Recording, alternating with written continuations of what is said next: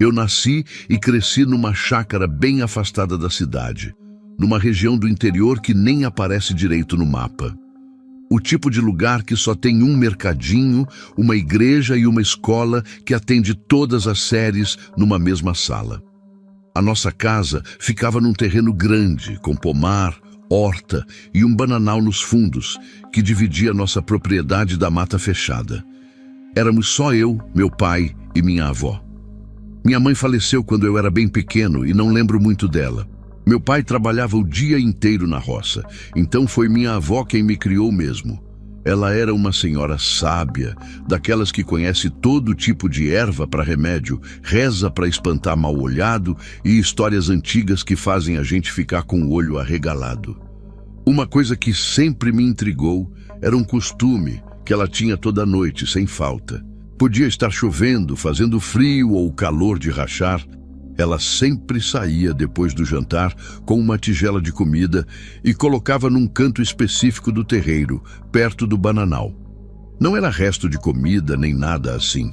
Era uma porção separada que ela mesma preparava, geralmente feijão com farinha, às vezes um pedaço de carne e sempre com um pouco de melado de cana por cima. Desde pequeno eu perguntava para quem era aquela comida.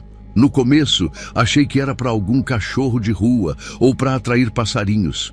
Mas ela sempre desconversava ou dizia apenas, é para garantir que ele não bata na porta. Quando cheguei na adolescência, comecei a achar aquilo tudo uma grande bobagem.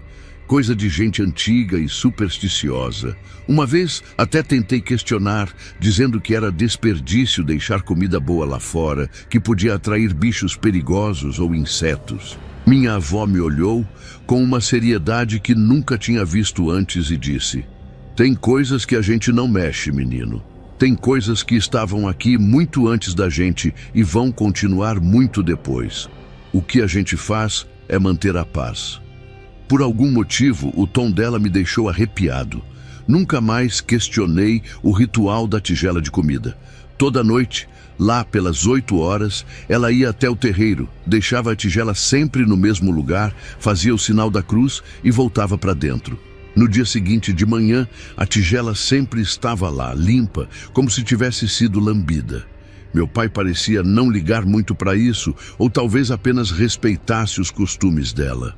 Quando perguntei a ele uma vez, ele só deu de ombros e disse, sua avó sabe o que faz, melhor não mexer com essas coisas. E assim foi por muitos anos, até que uma noite, quando eu tinha uns 16 anos, a curiosidade foi mais forte que o bom senso. Era a época de lua cheia, e eu tinha notado que nesses períodos minha avó caprichava mais na comida que deixava no terreiro. Naquela noite em particular, ela tinha colocado um pedaço bom de carne, feijão, farinha e até um pouco de rapadura picada. Esperei todo mundo dormir e saí silenciosamente do meu quarto. A ideia era simples. Ia me esconder atrás do tanque de lavar roupa, que ficava a uns 10 metros da tigela, e ver o que vinha comer. Imaginei que fosse algum animal que minha avó alimentava por superstição.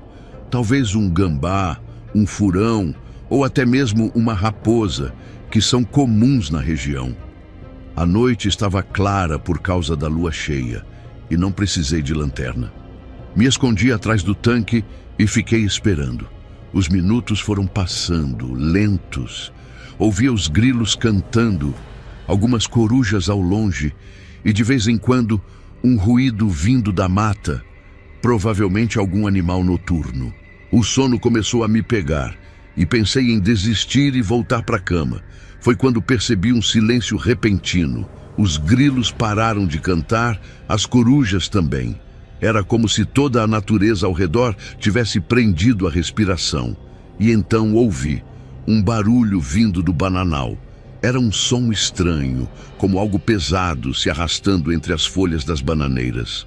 No começo era distante, mas foi se aproximando, lento e constante. Meu coração começou a bater mais forte e senti a boca seca.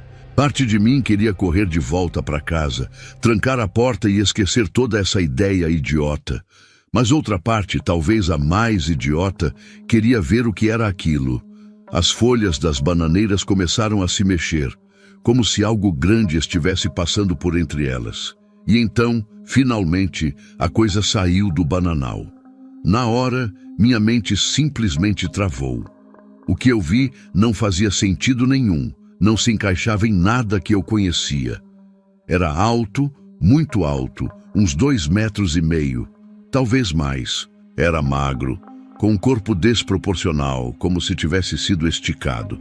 A pele, se é que aquilo era pele, tinha uma coloração estranha entre o cinza e o marrom, mas não de forma uniforme. Parecia mais como manchas, como se tivesse sido queimado em algumas partes. As pernas eram finas demais, como gravetos que parecem que vão quebrar a qualquer momento, mas sustentavam aquele corpo enorme, sem dificuldade. E os braços eram a parte mais perturbadora. Compridos, muito compridos, chegando quase até o chão. Os dedos pareciam ter articulações extras, se movendo de um jeito que dedos humanos nunca poderiam se mover. E eles arrastavam pelo chão enquanto a criatura andava, deixando marcas na terra do terreiro. A cabeça era pequena em comparação com o resto do corpo, e de onde eu estava, não conseguia ver detalhes do rosto, se é que tinha um. Só dava para ver uma espécie de protuberância onde deveria estar a boca. A coisa se moveu diretamente para a tigela, sem hesitar, como se soubesse exatamente onde ela estaria. Não se agachou nem se curvou. Em vez disso, o pescoço simplesmente se esticou, descendo até a tigela, enquanto o resto do corpo permanecia ereto. Ouvi um som de sucção e, em segundos, a comida tinha desaparecido. Eu estava paralisado. Não conseguia mexer um músculo sequer, nem mesmo para respirar direito. Meu cérebro gritava para correr, mas meu corpo não respondia. A criatura ficou parada ali por alguns segundos, como se estivesse saboreando a refeição. Então, de repente, virou a cabeça para o lado, na minha direção. Eu estava escondido. Tenho certeza que não fiz barulho nenhum, nem mesmo respirava direito. Mas, de alguma forma, aquela coisa sabia que eu estava ali. Farejou o ar, como um cachorro tentando captar um cheiro. E então, num movimento lento e deliberado, virou a cabeça completamente na minha direção. Foi aí que vi o rosto, ou o que servia de rosto para aquela criatura. Não havia olhos, pelo menos não como conhecemos. Em vez disso, havia cavidades escuras que pareciam sugar a própria luz ao redor. O nariz era apenas 2 fendas, e a boca se abriu num sorriso que ia literalmente de um lado a outro daquela cabeça, revelando dentes que pareciam agulhas, dispostos em fileiras irregulares. Acho que meu coração parou por um segundo. Fechei os olhos com força, rezando todas as orações que minha avó tinha me ensinado. Quando finalmente criei coragem para abrir os olhos de novo, alguns segundos depois, a criatura tinha desaparecido. A tigela estava no mesmo lugar, limpa como sempre ficava pela manhã. Não sei como, mas consegui voltar para dentro de casa. Meus joelhos tremiam tanto que quase não conseguia andar. Tranquei a porta do meu quarto e me enfiei debaixo das cobertas, como uma criança assustada com o bicho-papão. Não dormi nada naquela noite. Ficava imaginando aquela coisa entrando em casa, aqueles braços compridos alcançando minha cama, aquele sorriso cheio de dentes como agulhas. Na manhã seguinte, estava pálido e com olheiras. Minha avó me olhou de um jeito desconfiado durante o café, mas não disse nada. Foi só depois, quando estávamos sozinhos na cozinha, que ela segurou meu braço com força e disse, quase sussurrando: "Você foi lá ontem à noite, não foi?" Nem consegui mentir. Apenas confirmei com a cabeça, ainda apavorado com a lembrança. Esperava que ela ficasse brava, me desse uma bronca, mas em vez disso, vi medo nos olhos dela, medo de verdade. "Ele te viu?" Engoli seco e assenti de novo. Contei que a criatura tinha olhado diretamente para mim e sorrido. Minha avó fechou os olhos e murmurou algo que não entendi. Parecia uma reza. Quando os abriu de novo, disse: "A partir de agora, você vai me ajudar a preparar a comida dele toda noite. E nunca, em hipótese alguma, deixe de colocar a tigela lá, entendeu?" Concordei imediatamente, nem precisava pedir 2 vezes. Daquele dia em diante, ajudei minha avó com o ritual, sem nunca mais questionar ou tentar espiar. À noite, fechava bem a janela do meu quarto e evitava olhar para o bananal, mesmo durante o dia. Anos depois, quando minha avó ficou doente e acamada, assumi totalmente a responsabilidade de preparar e levar a tigela todas as noites. Ela me ensinou exatamente o que fazer, que tipo de comida colocar, especialmente nas luas cheias, e as rezas que deveria dizer ao deixar a tigela. No dia em que minha avó faleceu, em meio à tristeza, não esqueci de preparar a comida e deixar no lugar de sempre. Naquela noite, enquanto voltava para casa após colocar a tigela, tive a sensação de estar sendo observado. Não olhei para trás, não quis confirmar, mas soube de alguma forma que aquela coisa estava ali, me observando, talvez até avaliando se eu continuaria o ritual. Isso foi há quase 10 anos. Meu pai também já se foi, e agora sou só eu que cuido da propriedade. A vida aqui é tranquila, planto um pouco de tudo e vendo na feira da cidade. De vez em quando penso em me mudar, conhecer outros lugares. Mas sei que não posso, tenho um compromisso que preciso honrar todas as noites. E até hoje, nunca mais olhei para o bananal depois que o sol se põe. Algumas coisas a gente aprende a respeitar, mesmo sem entender direito. Só sei que, enquanto eu mantiver minha parte do acordo, aquela coisa vai manter a dela.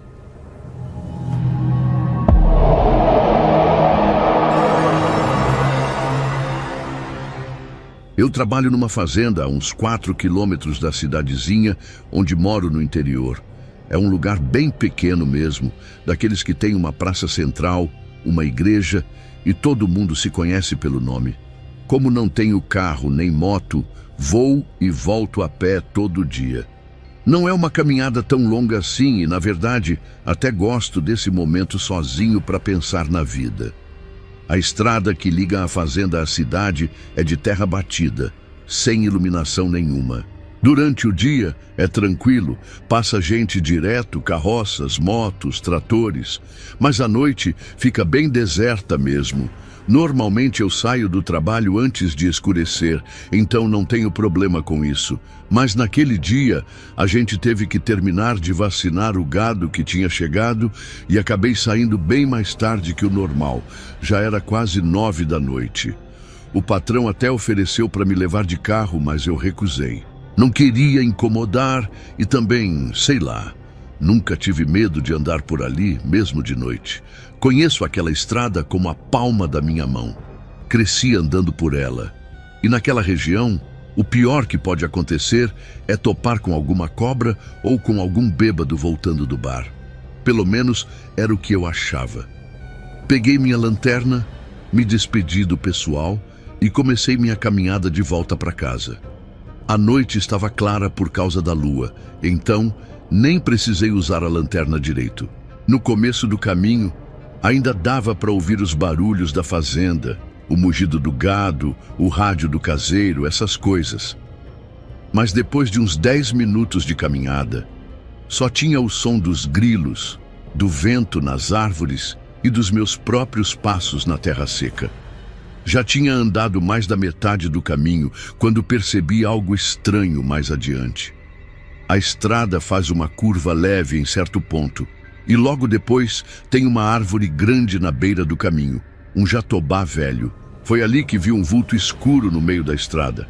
No começo achei que fosse uma árvore caída ou um saco de lixo que alguém jogou, sei lá. Então apontei minha lanterna para ver melhor. E aí eu vi, era um cachorro. Mas não um cachorro comum, desses vira-latas que a gente vê por todo canto. Era enorme, do tamanho de um bezerro grande, talvez maior. Estava parado exatamente no meio da estrada, como se estivesse me esperando. Mesmo de longe, dava para ver que tinha o pelo preto, tão preto que parecia engolir a luz da minha lanterna. Parei na hora. Meu primeiro pensamento foi que podia ser um dos cachorros da fazenda do seu Antônio, que fica do outro lado da estrada. Ele tem uns cachorros grandes para vigiar a propriedade, mas logo descartei essa ideia, porque mesmo os cães dele não eram tão grandes assim. E daí pensei que podia ser algum animal selvagem, talvez uma onça, porque tem umas que aparecem de vez em quando na região, principalmente quando está seco e elas descem das serras procurando água. Fiquei ali, sem saber o que fazer. Voltar para a fazenda significava andar mais de 2 quilômetros e ir para frente. Bem, teria que passar por aquela coisa que estava no meio do caminho. Decidi tentar espantar o bicho. Bati palmas, gritei, fiz barulho como a gente faz para afugentar animal. Não adiantou nada. O cachorro, se é que era mesmo um cachorro, continuou lá, imóvel. Resolvi dar um passo à frente, só para ver qual seria a reação dele. Foi quando ele ergueu a cabeça e me encarou. Os olhos dele... os olhos eram amarelos, brilhantes como 2 moedas de ouro, pegando a luz da lua. Parecia que brilhavam por conta própria, sabe? Não refletiam a luz da minha lanterna, eles mesmos emitiam luz. Aqueles olhos me paralisaram por alguns segundos. Tinha algo de errado neles, algo que não sei explicar direito. Era como se tivesse inteligência demais ali, como se aquela coisa entendesse perfeitamente quem eu era e o que estava fazendo. Um arrepio subiu pela minha espinha e minha boca ficou seca na hora. Mesmo assim, dei mais um passo à frente. Foi então que aconteceu a coisa mais estranha e assustadora que já vi na vida. O cachorro se levantou.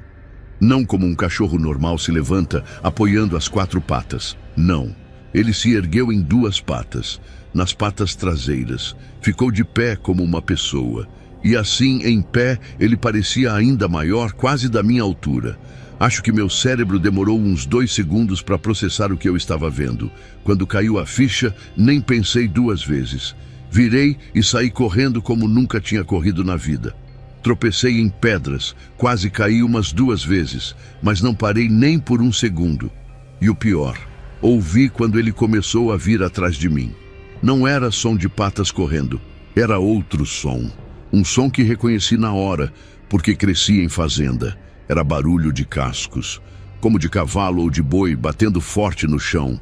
Toque, toque, toque, rápido, cada vez mais próximo, mas misturado com outro barulho estranho, uma espécie de respiração pesada, quase um rosnado, mas diferente de qualquer animal que já ouvi. Corri sem olhar para trás nem uma vez. Sabia que se olhasse, ia tropeçar e cair, e aquela coisa ia me alcançar. Então fixei meus olhos na frente e corri como se minha vida dependesse disso. E provavelmente dependia mesmo. Meus pulmões queimavam, minhas pernas doíam, mas o medo era maior que qualquer cansaço. Conseguia sentir que a coisa estava se aproximando. O som dos cascos ficava mais alto, a respiração estranha mais próxima. Em certo momento, tive certeza que ia sentir aquelas garras nas minhas costas a qualquer segundo. Foi quando avistei minha salvação, a porteira de casa. Moro num sítio pequeno, o último antes da estrada que leva à cidade. Dava para ver a luz da varanda acesa e, graças a Deus, meu pai estava lá fora, de pé, parado como se estivesse esperando por mim. Mesmo na correria, achei aquilo estranho, porque não tinha como ele saber que eu estava chegando, muito menos àquela hora. Quando me aproximei mais, vi que ele segurava algo nas mãos. Era seu terço antigo, de madeira escura, que tinha herdado do meu avô. Ele o segurava à frente do corpo, como se fosse uma arma ou um escudo. Seu rosto estava sério, concentrado, os olhos fixos na escuridão atrás de mim. Atravessei a porteira num pulo só e corri até meu pai. Foi só quando cheguei perto dele que tive coragem de olhar para trás.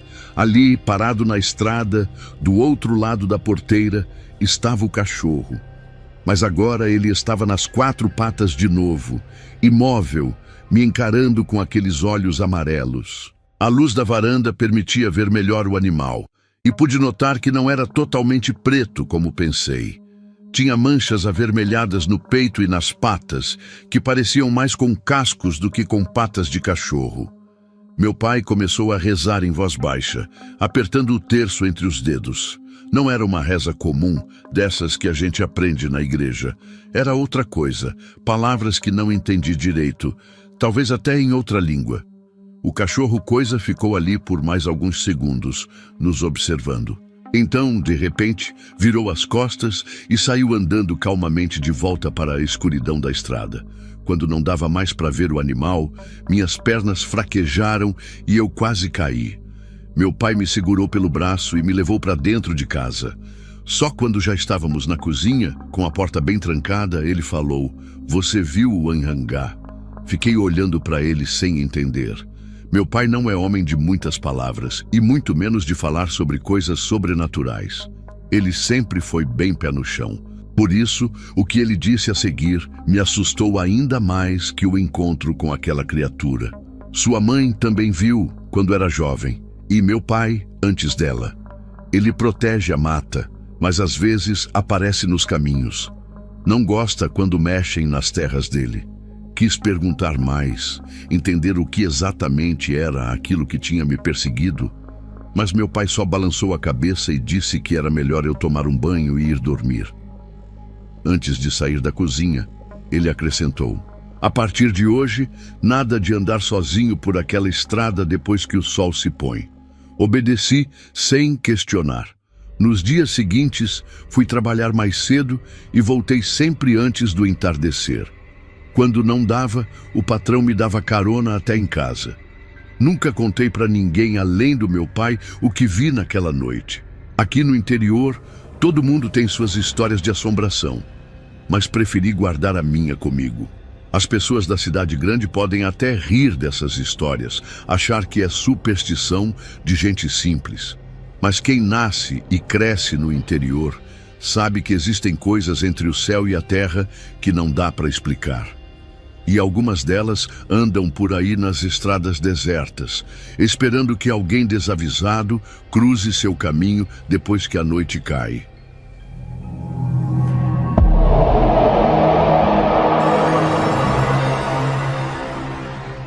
Na cidadezinha do interior onde eu cresci, tem um riacho que corta a cidade bem no meio. Não é um rio grande nem nada, mas na época de chuva enche bastante e fica bem forte a correnteza.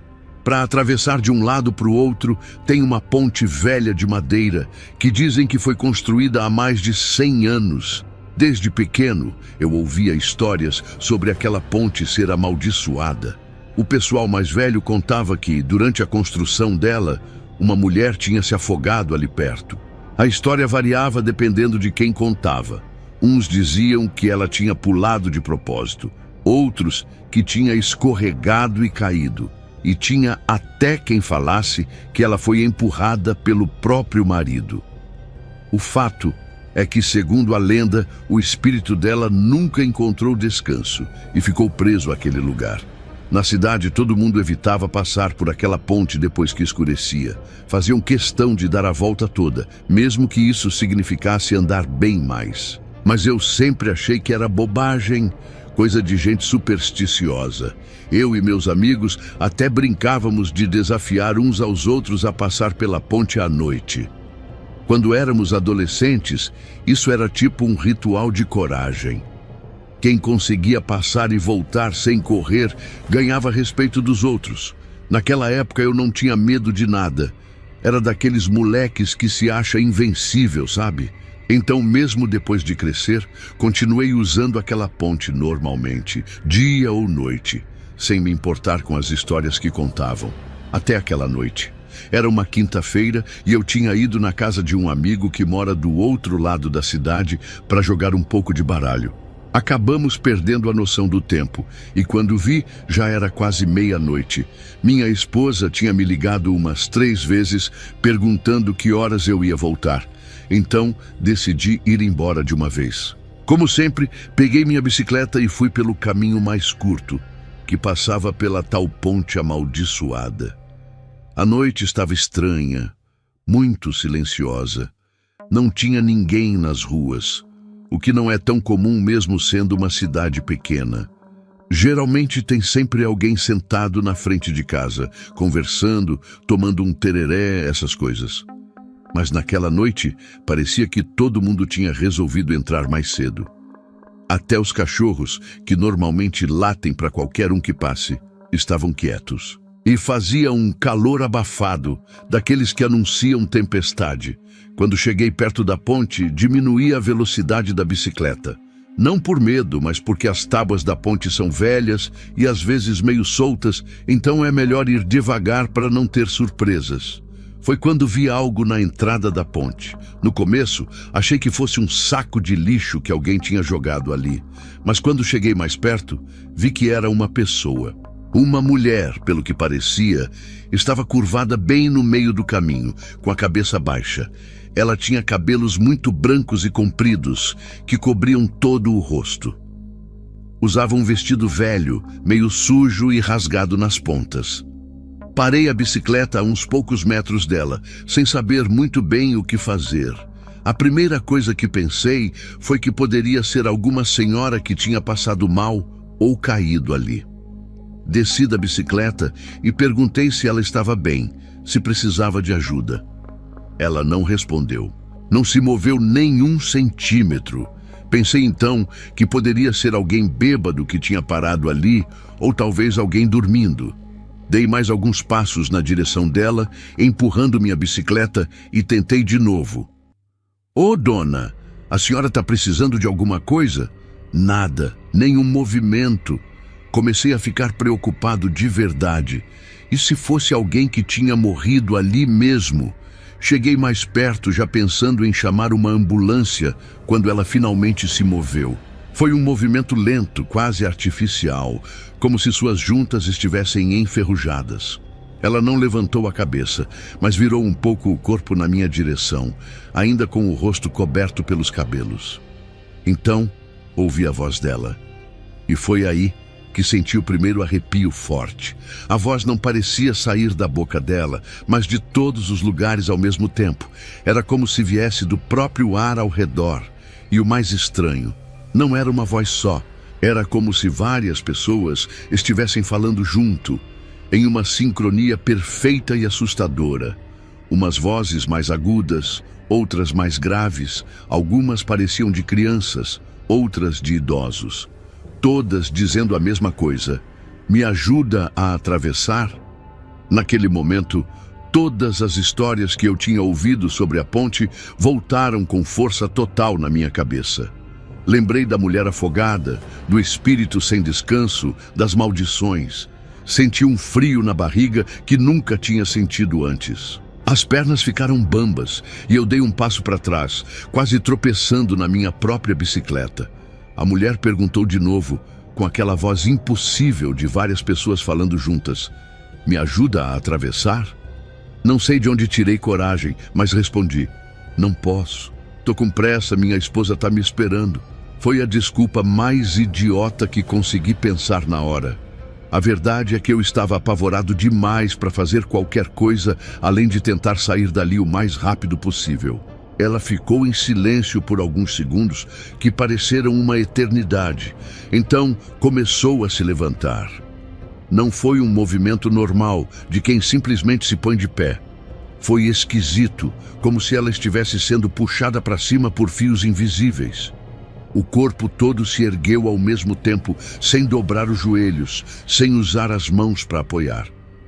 E ela era alta. Muito mais alta do que parecia quando estava curvada. Tão alta que parecia impossível para um ser humano normal. E então, ela ergueu o rosto.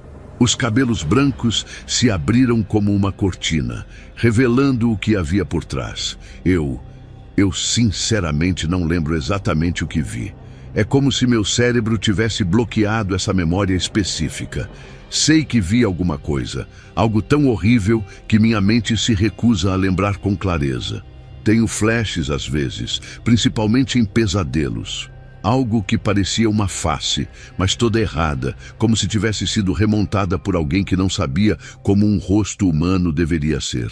E olhos, muitos olhos, mais do que deveria ter, olhando em todas as direções ao mesmo tempo.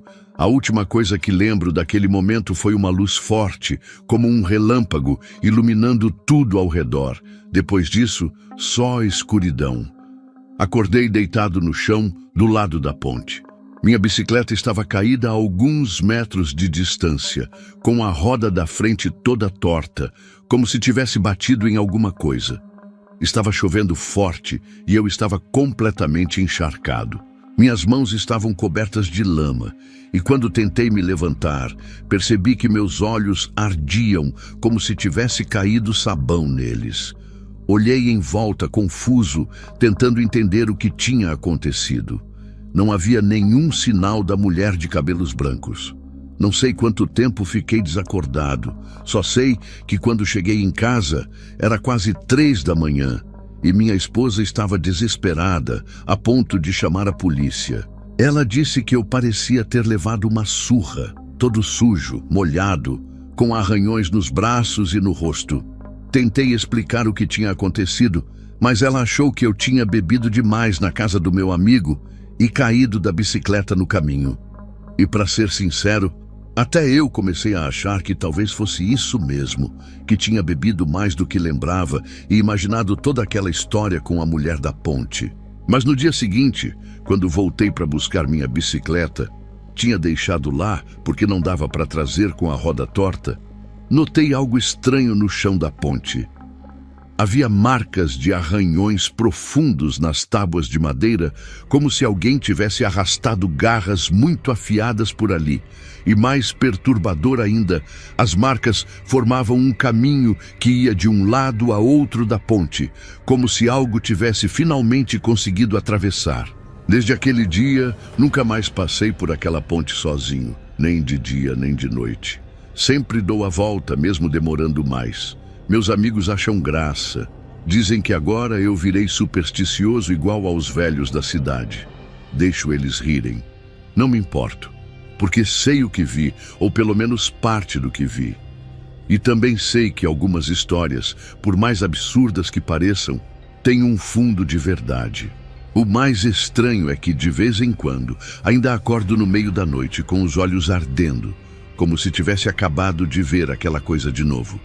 E nas noites de chuva forte, quando os relâmpagos iluminam meu quarto, tenho a sensação de que tem alguém parado no canto com cabelos brancos cobrindo o rosto, esperando que eu ofereça ajuda para atravessar. Para onde? Eu não faço ideia. E, sinceramente, não quero descobrir.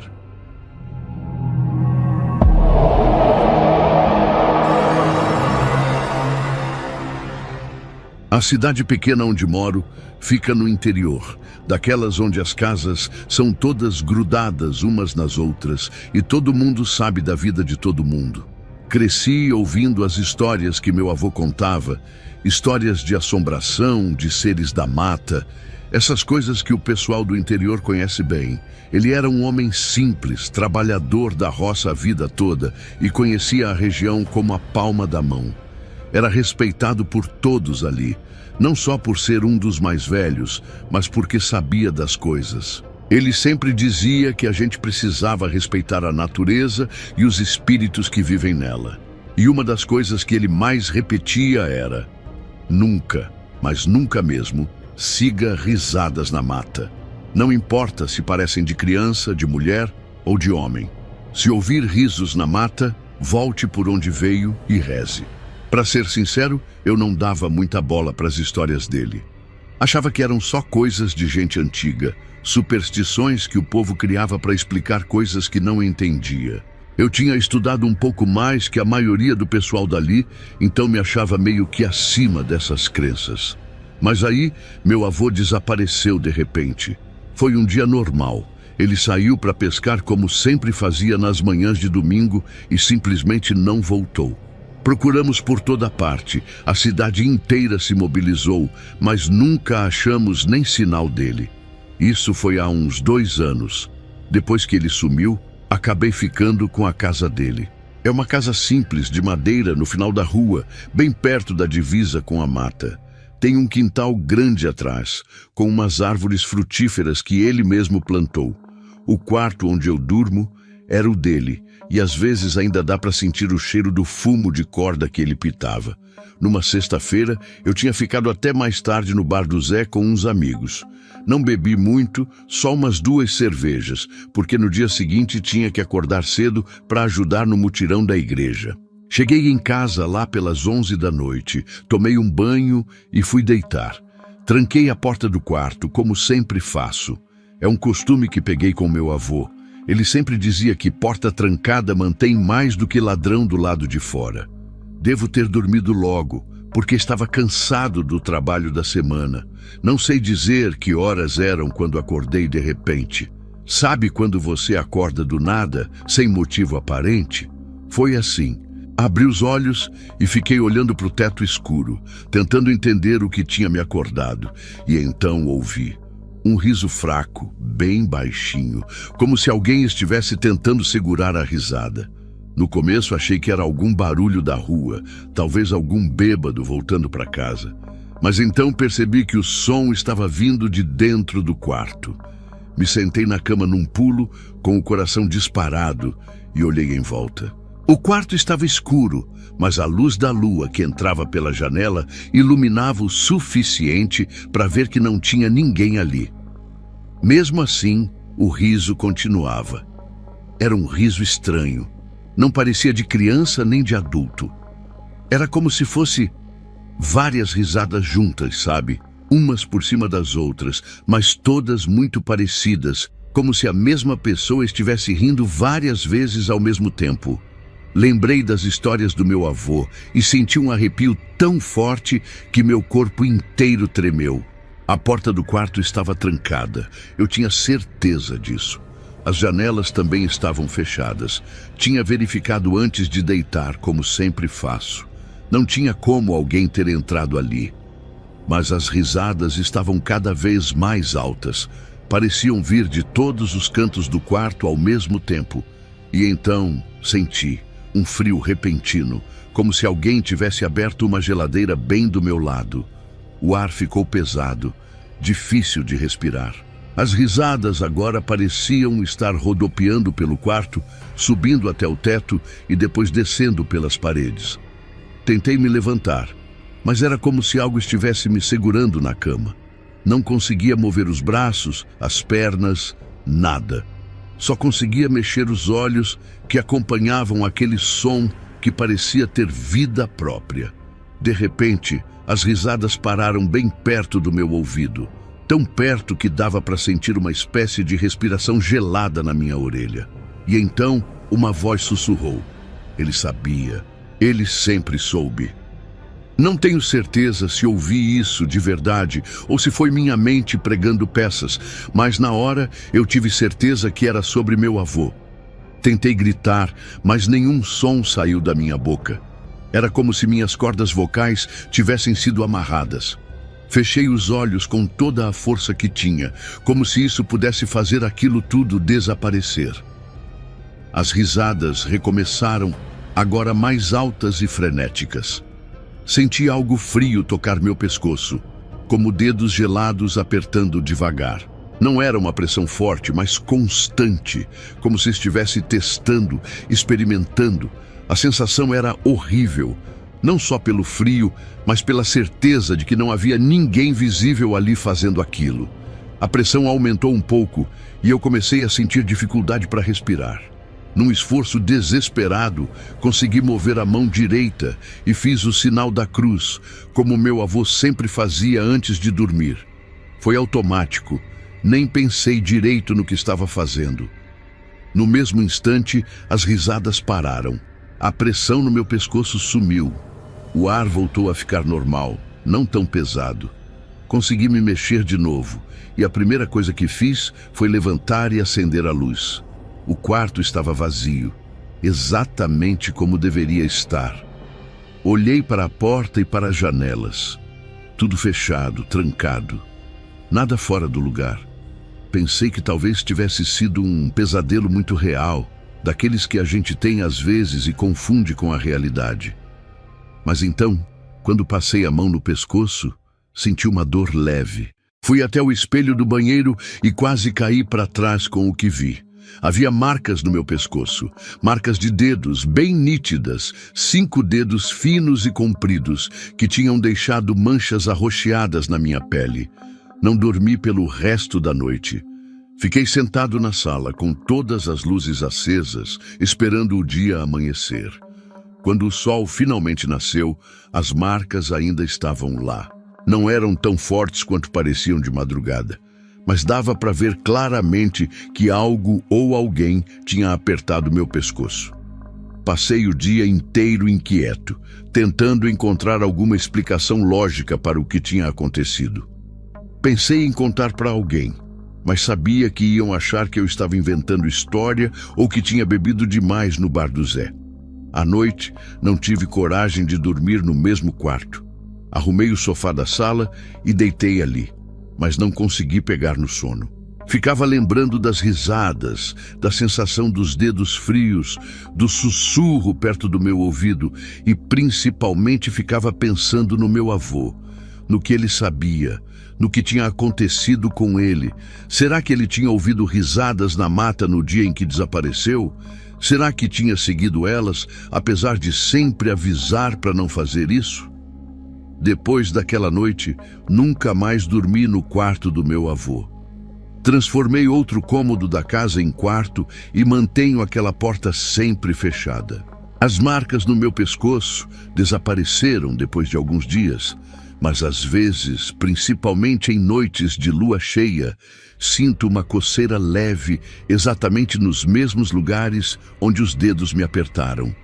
E de vez em quando, bem no limite da audição, quando está tudo quieto e eu estou quase pegando no sono, tenho a impressão de ouvir aquelas risadas de novo, vindas do quarto vazio. Agora entendo por que meu avô levava tão a sério aquelas histórias. Não eram apenas superstições de gente antiga. Eram avisos, baseados em experiências que ele mesmo deve ter tido. E talvez, se eu tivesse dado mais atenção a eles, não teria passado por isso. O pior é que ainda me pergunto se aquilo, seja lá o que for, tem alguma ligação com o desaparecimento dele. E se tem, o que mais ele sabia que não teve tempo de me contar.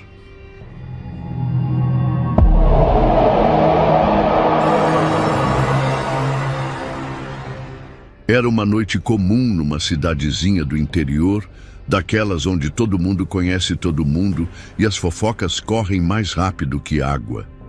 Eu tinha ido numa festa de aniversário do filho da Dona Maria, uma festinha simples, mas animada, com aquele bolo de chocolate que ela faz, que é uma delícia.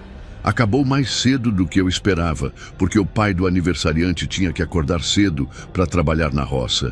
Então, lá pelas 11h30 da noite, eu já estava voltando para casa. Moro um pouco afastado, numa chácara que era dos meus pais. Normalmente, alguém sempre me dava carona até lá, mas naquela noite resolvi voltar sozinho mesmo, andando.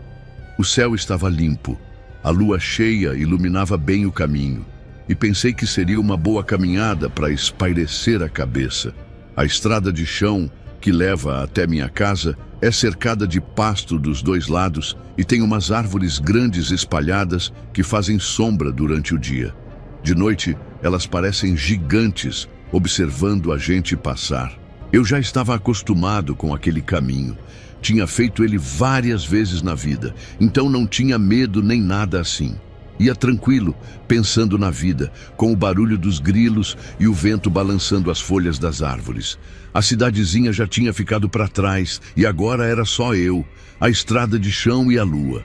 Foi então que notei algo estranho no chão. No começo, achei que eram só buracos, sabe? Mas aí a lua iluminou melhor e deu para ver que eram pegadas. E não eram pegadas normais, de gente ou de boi.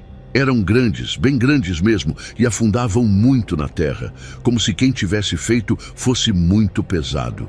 O mais estranho é que elas surgiam do nada, tipo, não vinham de lugar nenhum. Simplesmente começavam ali, no meio da estrada, e seguiam na mesma direção que eu estava indo. Parei um pouco e fiquei olhando, sem entender. A gente que nasce no interior conhece pegada de tudo quanto é bicho, mas aquilo ali eu nunca tinha visto. Continuei andando, um pouco mais devagar, sempre de olho naquelas pegadas.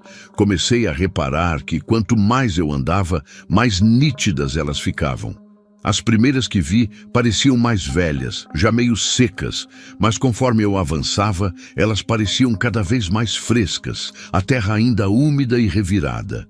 Era como se o que quer que tivesse feito aquelas marcas estivesse andando na minha frente, não muito longe. Só que eu olhava para frente e não via nada, nadinha mesmo. A estrada estava completamente vazia. O silêncio começou a ficar pesado. Sabe quando parece que até os grilos resolveram ficar quietos? Pois é, até o vento parecia ter dado uma pausa. Só dava para ouvir minha respiração e o barulho dos meus próprios passos. Tentei me convencer que era algum animal grande que tinha passado por ali mais cedo. Talvez um boi que fugiu de alguma fazenda. Mas no fundo eu sabia que boi não faz pegada daquele jeito e também não some no ar. Continuei andando, tentando não olhar muito para as pegadas, mas era impossível não notar. Elas estavam cada vez mais frescas. Em alguns pontos, dava até para ver a terra ainda se acomodando, como se alguém tivesse acabado de pisar ali. E foi aí que eu senti um arrepio forte na espinha. Se as pegadas estavam tão frescas assim, quem as fez deveria estar bem na minha frente. Mas eu não conseguia ver ninguém. Era como se tivesse alguma coisa invisível andando ali. Meu coração disparou. A gente que cresce no interior ouve muitas histórias de assombração desde pequeno. Histórias da mula sem cabeça, do saci, do curupira. Mas nenhuma história que eu conhecia falava de algo invisível que deixava pegadas enormes. Pensei em dar meia volta e voltar para a cidade, mas já tinha andado quase metade do caminho. Voltar ou seguir em frente daria na mesma. E sei lá, algo me dizia que voltar seria pior, como se aquilo, o que quer que fosse, não gostasse que dessem as costas para ele. Foi quando ouvi uma espécie de respiração pesada. Não era minha. Tenho certeza absoluta. Era como se alguém muito grande estivesse respirando bem devagar, tentando não fazer barulho, mas sem muito sucesso. Olhei em volta, desesperado, tentando encontrar a origem daquele som. Nada. Só a estrada, os pastos, as árvores ao longe. Então, bem na minha frente, a uns 5 metros de distância, vi uma pegada se formando. Do nada. A terra afundou, como se algo muito pesado tivesse pisado ali. E depois outra pegada, e mais outra. Estava se aproximando de mim. Fiquei paralisado. Não conseguia me mexer, nem gritar, nem correr. Era como se meu corpo tivesse virado pedra. As pegadas continuavam se formando, cada vez mais perto. A respiração também estava mais próxima. Conseguia até sentir um cheiro estranho, meio forte, como de terra molhada misturada com algo podre. Fechei os olhos com força. Não sei por que fiz isso. Acho que era a única coisa que consegui fazer naquele momento. Talvez eu pensasse que, se não visse aquilo, aquilo também não me veria. Senti um vento frio passar por mim, como se algo grande tivesse acabado de me ultrapassar. O cheiro ficou mais forte por um segundo e depois começou a diminuir. Abri os olhos devagar e vi que as pegadas agora estavam se formando atrás de mim, se afastando. Aquela coisa, seja lá o que fosse, tinha passado direto. Não sei por quê. Não sei se não me viu, se não se interessou por mim ou se estava com pressa de chegar a algum lugar. Só sei que continuou seu caminho. Fiquei ali, parado por um bom tempo, até meu corpo voltar a responder aos comandos do meu cérebro. Então, comecei a correr. Corri como nunca tinha corrido na vida, sem olhar para trás nem para os lados. Corri até chegar em casa, quase sem fôlego. Tranquei todas as portas e janelas e fiquei acordado a noite inteira, com medo de que aquela coisa resolvesse voltar. No dia seguinte, criei coragem e fui olhar a estrada. As pegadas ainda estavam lá, inclusive as que se formaram bem na minha frente. Segui-as por curiosidade e vi que elas continuavam por um bom pedaço, até chegarem na entrada de uma fazenda abandonada que tem por ali. E então sumiam, do mesmo jeito misterioso que tinham aparecido. Até hoje não sei o que era aquilo. Contei para algumas pessoas da cidade, mas a maioria achou que eu tinha bebido demais na festa ou que estava inventando história. Só o seu Joaquim, um senhor bem velho que mora aqui há mais tempo que todo mundo, me olhou sério e disse que já tinha ouvido falar de coisas assim. Segundo ele, tem coisas que andam por aí e que a gente não consegue ver. Coisas que sempre estiveram aqui, muito antes da gente chegar. E que é melhor deixar elas em paz. Depois daquele dia, nunca mais voltei sozinho por aquela estrada de noite. E mesmo durante o dia, quando passo por ali, sempre fico de olho no chão, procurando por pegadas que aparecem do nada. Até agora, não vi mais nenhuma, mas às vezes, quando o vento está parado e não tem barulho de nada, tenho a sensação de ouvir aquela respiração pesada de novo, como se aquilo ainda estivesse por perto, só esperando a noite chegar para voltar a andar por aí.